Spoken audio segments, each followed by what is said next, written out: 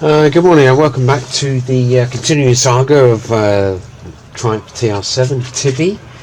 Now, what I found was that the running the car, I was going to take it for a test drive. I was warming the car up and the engine was running, everything was ticking over nicely, and I could smell a slight difference in the engine. It was almost as if it was hotter, and so I felt the thermostat and it was absolutely red hot.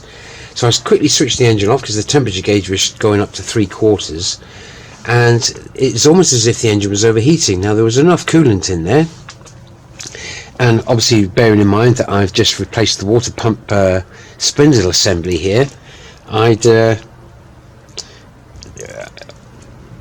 decided to, I felt the pressure. There was hardly any pressure on the return side of the top hose going to the radiator, and both of the tubes, the bottom and the top, didn't seem to be that much difference in temperature. So I switched the engine off quickly, and I very slowly released the expansion bottle cap. And what happened? She wanted to push the water out, so I was trying to work out where that pressure had come from. So I think what actually happened is, the root cause is basically the water pump looked okay, and once I but it just is that the water pump spindle was turning, so on the lay shaft, but as you can see here, the spindle, the impeller wasn't turning. So the spindle was turning, and you can see that nut turning. So no matter how tight I get this, it won't clamp the impeller to the spindle. And what had actually happened is the water that contained in the block had obviously turned to steam, and once I released the pressure on the cap, the steam wanted to push out, and it pushed all the water in front of it out, and so it just bled off. And so therefore I decided to strip out the manifold again, have a look at the water pump assembly, thinking that something had gone inadvertently wrong. So, but basically it was the impeller was spinning on the shaft. So this wasn't in situ, this wasn't turning, but this was. So, and if I take the left hand threaded bolt off, so no matter how tight I get this onto here, she will not clamp down. And if you look on the end of the shaft here, if I can show you, you'll actually see that top of that shaft is knurled, and the very fact of me taking this out and putting it back in again is actually trying to tighten it up, is actually I can hold the mechanism here, and I can spin this quite easily. There's no grip there whatsoever. And again, it's down to the tolerance of the engineering of this system. So, but this bolt is only there to stop this popping up, and so it could have been worse. I thought maybe that the lay shaft had been damaged or something like that, but it didn't. That would have actually sounded mechanically different, so it would have been quite a bad sound emanating from the engine. The engine sounded normal. So what I'm going to have to do now is I'm going to have to actually pin this. I've got a new bolt coming anyway, just to, as I say, and doesn't matter about the washer, but the copper washer maybe.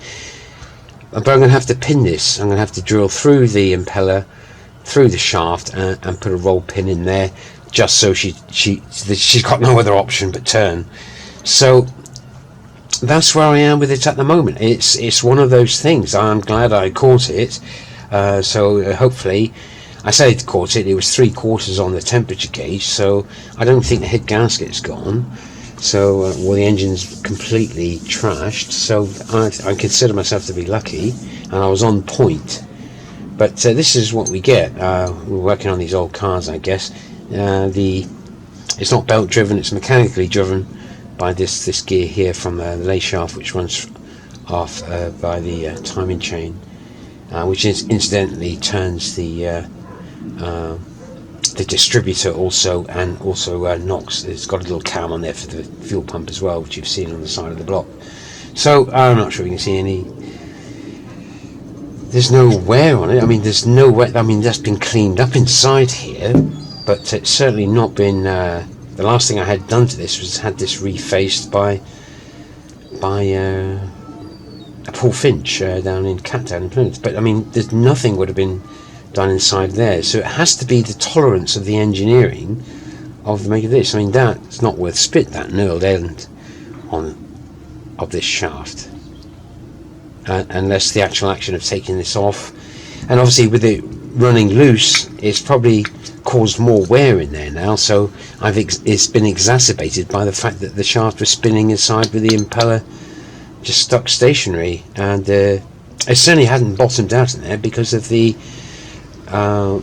where this sits in the bushing. You can't get it any deeper than what it is, and everything is back in situ properly. So, and she does, you know, it's just the wear on this really, so I'm gonna have to pin it. And but I'm not going to do that because I need to get a new decent drill. Well, I get a couple of drill bits and get the rod pin and such, and I'm away back to France for a couple of weeks working, so I'm just going to do it when I get back. I've got everything covered up, and yeah, that's so unfortunately I can't take it for a test drive, which I was hoping to do by now, but it's one of those things. And yeah, I'll show you the finished product. Obviously I plan to pin it, and I'll get back to it and reassemble it once again. But I'm a damn hand at stripping the manifold off now. And I did it in about half an hour, I think. Maybe an hour, maybe 3/4 of an hour. But yeah, it's yeah, it's one of those things, and I consider myself lucky to have not caused any excessive damage, and because I was on point. And with that, I shall leave it there, and just give you a bit of update with the bad news and what's going to happen next. Okay, so thanks very much for watching, and I'll catch you all later. Bye now.